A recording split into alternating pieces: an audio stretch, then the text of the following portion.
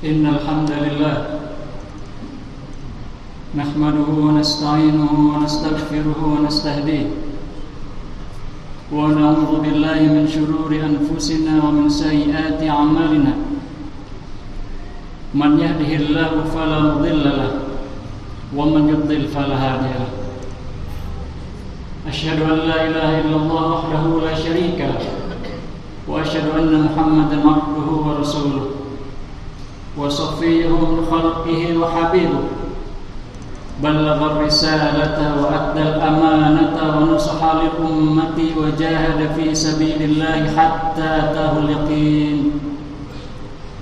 اللهم صل وسلم على سيدنا محمد في الأولين وصل وسلم على سيدنا محمد في الآخرين وصل وسلم على سيدنا محمد في كل وقت وحين وصل وسلم على سيدنا محمد في الملأ الأعلى إلى يوم الدين وعلى آله الأخيار وأتباعه الأبرار وأزواجه الأطهار وبعد فإن أصدق الحديث كتاب الله وخير الهدي هدي محمد صلى الله عليه وسلم وشر الأمور محدثاتها وكل محدثة بدعة وكل بدعة ضلالة وكل ضلالة في النار يا أيها الذين آمنوا اتقوا الله حق تقاته ولا تموتن إلا وأنتم مسلمون يا أيها الناس اتقوا ربكم الذي خلقكم من نفس واحدة وخلق منها زوجها وبث منهما رجالا كثيرا ونساء واتقوا الله الذي تساءلون به والأرحام إن الله كان عليكم رقيبا يا أيها الذين آمنوا اتقوا الله وقولوا قولا سديدا يصلح لكم أعمالكم ويغفر لكم ذنوبكم ومن يطع الله ورسوله فقد فاز فوزا عظيما إخوة الحضور hadirin sekalian, di dalam Al-Quran kita menemukan banyak sekali kisah-kisah yang dikisahkan oleh Allah Subhanahu wa Ta'ala agar kita belajar dari umat-umat terdahulu. Karena itu Allah Subhanahu wa Ta'ala berfirman, faqsusil qasasa la'allahum yatafakkarun. Maka ceritakanlah kisah-kisah agar mereka berfikir. Hadirin sekalian, beberapa pendapat menyebutkan bahwa lebih dari 70% Al-Quran berisi kisah-kisah yang bisa kita ambil pelajarannya. Dalam Al-Quran banyak kisah yang disebutkan hanya sekilas, yang kemudian dijelaskan dengan lebih rinci oleh Rasulullah SAW. Hadirin sekalian, dalam banyak hadis Rasulullah SAW menceritakan banyak kisah kepada para sahabat. Antara lain, ada kisah 3 orang yang terkurung di dalam gua. Ada kisah lain di mana ada seorang pembunuh yang telah membunuh 99 orang, kemudian diampuni oleh Allah Subhanahu wa Ta'ala. Selain itu hadirin sekalian, ada satu kisah lagi yang diceritakan oleh Nabi Muhammad SAW dengan sangat rinci dalam hadis yang panjang. Kisah tersebut adalah kisah Ashabul Ukhdud yang disebutkan oleh Allah Subhanahu wa Ta'ala sekilas di dalam juz Amma, Qutila Ashabul Ukhdud, dalam surat Al-Buruj. Hadirin sekalian, dalam kitab Sahih Bukhari Rasulullah SAW menjelaskan lebih rinci tentang kisah tersebut. Rasulullah menceritakan di suatu zaman ada seorang raja yang mengaku sebagai Tuhan. Raja ini dibantu oleh seorang penyihir yang memberikan informasi kepada raja tersebut tentang hal-hal gaib dengan bantuan para jin. Hadirin sekalian, maka kerajaan tersebut pun menyembah satu Tuhan, yaitu rajanya tersebut. Seiring berjalannya waktu, lama-kelamaan sang penyihir mulai tua. Maka sang penyihir pun datang kepada sang raja. Wahai raja, aku sudah mulai tua. Aku butuh pengganti. Maka sang penyihir berkata kepada sang raja, tolong carikan untukku seorang pemuda yang pintar, yang bisa aku ajari sihir, agar orang-orang tetap menyembahmu. Maka hadirin sekalian, sang raja pun segera mencari seorang pemuda pintar yang bisa belajar dengan cepat agar bisa mewarisi ilmu sihir sang penyihir yang sudah mulai tua tersebut. Maka akhirnya didapatkanlah seorang pemuda yang masih usia belasan, yang sangat cerdas. Pemuda ini diundang ke istana dan kemudian disuruh belajar sihir kepada sang penyihir tersebut. Hari demi hari berlalu. Sang pemuda setiap hari datang ke istana untuk belajar sihir dari sang penyihir. Sampai suatu ketika, saat dia pulang dari istana menuju rumahnya, dia melihat ada seseorang sedang sujud. Ada satu orang yang tersisa dari penyembah Allah Subhanahu wa ta'ala. Ada satu umat tauhid yang masih hidup kala itu. Maka pemuda ini pun takjub dan mendekati orang tersebut dan bertanya, "Apa yang Anda lakukan?" Kemudian dia berkata, "Aku menyembah Tuhanku." "Kau menyembah sang raja?" "Bukan, aku menyembah Tuhan dari sang raja." "Apa ada Tuhan selain sang raja?" Maka orang berakidah tauhid tersebut mengajarkan tentang tauhid kepada pemuda tersebut. Dia pun diajarkan bahwa dialah Allah Subhanahu wa ta'ala yang menciptakan langit dan bumi, yang menciptakan engkau dan menyempurnakanmu, yang mengeluarkan tumbuhan dari tanah, yang menurunkan hujan dari langit. Aku menyembah Allah Subhanahu wa ta'ala, Tuhan yang satu, Tuhanmu dan juga Tuhanku dan Tuhan sang raja. Seketika pemuda ini pun takjub dengan ajaran orang yang mengajarkan tauhid tersebut.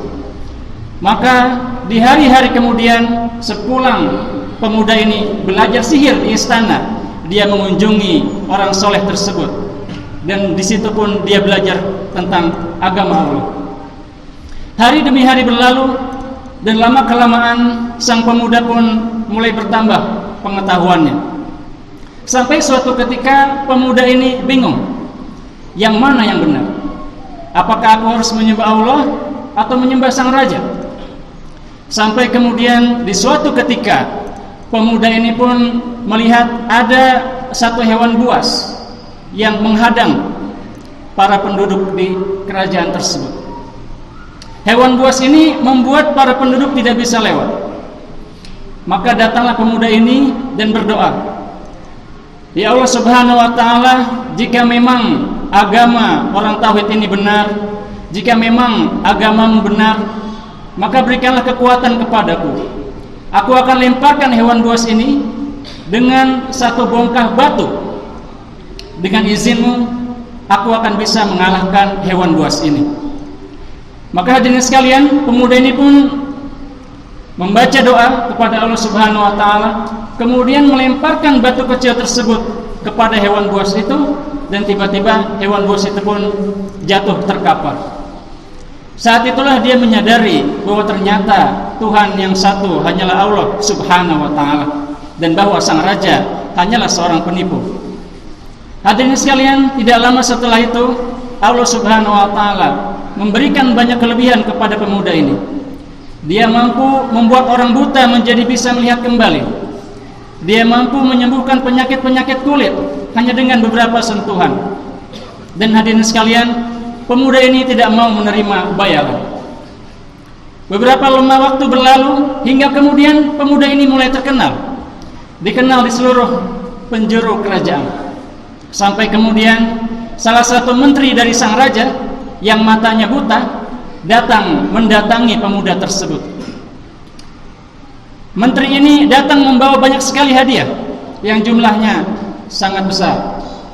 Dia datang membawa hadiah-hadiah tersebut, datang ke rumah sang pemuda tersebut, minta disembuhkan matanya agar dia kembali bisa melihat. Menteri ini berkata, "Kalau kau mampu menyembuhkan mataku, maka semua hadiah ini menjadi milikmu." Maka sang pemuda berkata, "Aku tidak akan bisa menyembuhkan matamu. Yang bisa menyembuhkan matamu hanya Allah Subhanahu wa ta'ala. Jika kau beriman kepada Allah Subhanahu wa ta'ala dan kau berdoa dan aku berdoa, maka Allah Subhanahu wa ta'ala akan menyembuhkan matamu." Kemudian sang menteri bertanya, "Siapa itu Allah?" "Allah Subhanahu wa ta'ala menciptakanmu, yang menciptakan dunia ini. Dialah yang menciptakan sang raja. Dialah Tuhannya sang raja." Maka Tidak lama kemudian sang menteri pun menerima akidah tauhid tersebut. Baiklah, aku beriman kepada Allah Subhanahu wa taala.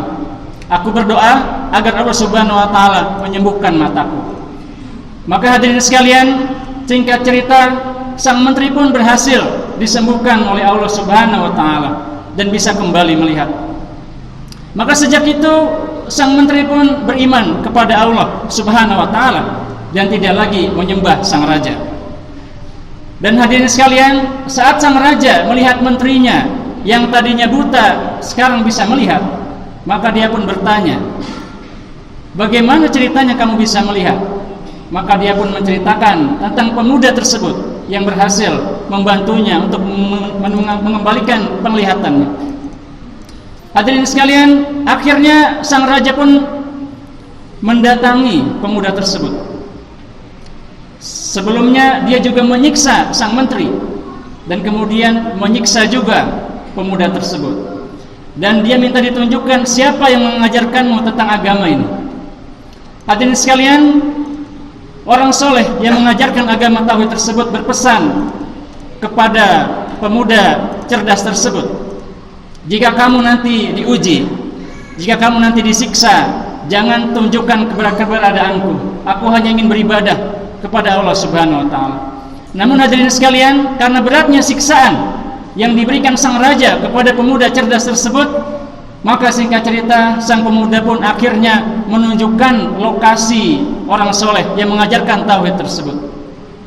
Maka didatangilah tempat itu oleh sang raja, dan kemudian orang itu dibunuh oleh sang raja dengan dibelah kepalanya dengan gergaji, dibelah menjadi dua. Dan itu dilakukan di hadapan sang menteri dan juga sang pemuda tersebut. Hadirin sekalian, ini adalah ancaman bagi pemuda tersebut dan juga sang menteri. Maka ditanya mereka berdua, apa kalian masih beriman kepada Allah? Maka sang menteri pun menjawab, ya, aku masih beriman. Maka sang menteri pun akhirnya menemui ajalnya dengan cara yang sama dengan orang soleh tersebut. Dia pun dibelah dengan gergaji dari atas sampai bawah. Hadirin sekalian, berikutnya giliran sang pemuda. Bagaimana? Apakah kamu masih beriman kepada Allah? Maka pemuda tersebut pun berdoa kepada Allah. Ya Allah, tolong aku, bantulah aku dengan kehendak-Mu. Bagaimanapun caranya, selamatkan aku dengan kehendak-Mu.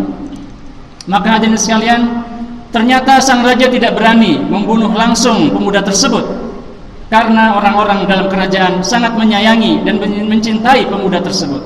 Maka akhirnya dia pun menyuruh beberapa pasukannya untuk membawa dia ke atas gunung. Sampai nanti di ujung di puncak gunung, dia suruh para pasukannya ini untuk mendorong dia agar jatuh ke jurang dari atas gunung.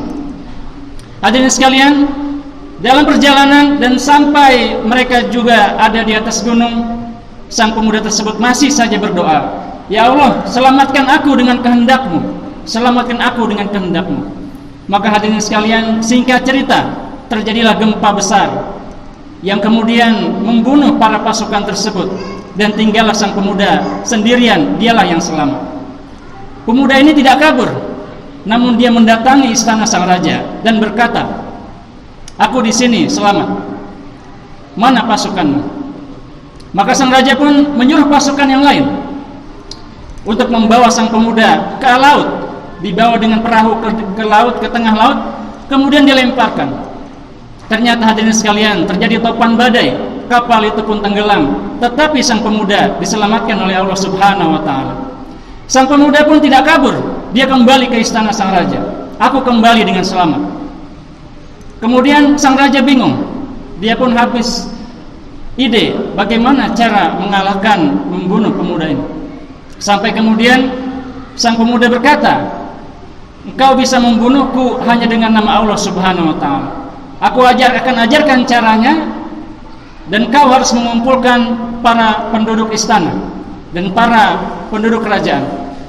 Maka hadirin sekalian, dikumpulkanlah para penduduk. Kemudian orang ini pun diikat, dan kemudian disiapkan satu buah panah yang sudah disiapkan oleh pemuda tersebut, dan dia siap untuk dibunuh. Dan saat itulah hadirin sekalian, sang raja pun berkata, Bismi ilah asyab bismi ilahi gulam, dengan nama Tuhan sang pemuda aku akan membunuhmu. Dan hadirin sekalian, ditembakkanlah panah tersebut mengenai pelipis pemuda tersebut hingga akhirnya dia pun meninggal. Dan saat itulah para penduduk menyadari bahwa ternyata ada Tuhan selain raja tersebut. Itulah Allah Subhanahu wa taala. Namun hadirin sekalian, singkat cerita setelah itu hampir semua penduduk kerajaan pun beriman kepada Allah Subhanahu wa taala. Namun akhirnya sang raja tidak puas. Dia masih marah. Dia pun kemudian menggali tanah dengan galian yang sangat luas dan dia bakar api di situ. Hingga akhirnya kemudian sang raja memerintahkan pasukannya untuk membakar semua orang yang mengaku beriman, dijebloskan ke api tersebut. Meskipun mereka tidak berdosa. Bahkan ibu-ibu yang masih membawa bayinya pun dilemparkan oleh pasukan raja tersebut. Inilah yang disebutkan oleh Allah Subhanahu wa taala dalam surat Al-Buruj, qutila ashabul ukhdud annar dzatil waqud idhum 'alaiha qum. Terbunuh orang-orang ashabul ukhdud dalam api yang berkobar ketika mereka duduk. Para pembesar istana duduk menyaksikan, wahum 'alaiha syuhud, padahal mereka menyaksikan, wahum 'ala ma yaf'aluna bil mu'minina syuhud, dan mereka menyaksikan sendiri di hadapan mereka orang-orang mukmin dibakar. Dan di akhir ayat Allah Subhanahu wa taala berfirman, innal ladzina fatanul mu'minina wal mu'minati tsumma lam yatubu falahum 'adzabu jahannam wa lahum 'adzabul hariq. Sesungguhnya orang-orang yang menyiksa orang-orang mukmin, laki-laki dan perempuan, sesungguhnya bagi mereka azab yang membakar. Wa innal ladzina amanu wa 'amilus shalihat lahum jannat tajri min tahtihal anhar dzalikal fawzul kabir. Dan bagi orang-orang yang beriman, Allah Subhanahu wa taala siapkan surga bagi mereka, mengalir di dalamnya sungai-sungai. Hadirin sekalian, mudah-mudahan kisah ini memberikan gambaran bagi kita betapa beratnya perjuangan orang-orang mukmin sebelum kita diberikan cobaan oleh Allah Subhanahu wa taala. Barakallahu li wa lakum bil Qur'anil azim wa nafa'ani wa iyyakum bima fihi minal ayati wa dzikril hakim. Wa taqabbala minni wa minkum tilawatahu wastaghfiruh innahu huwal ghafurur rahim.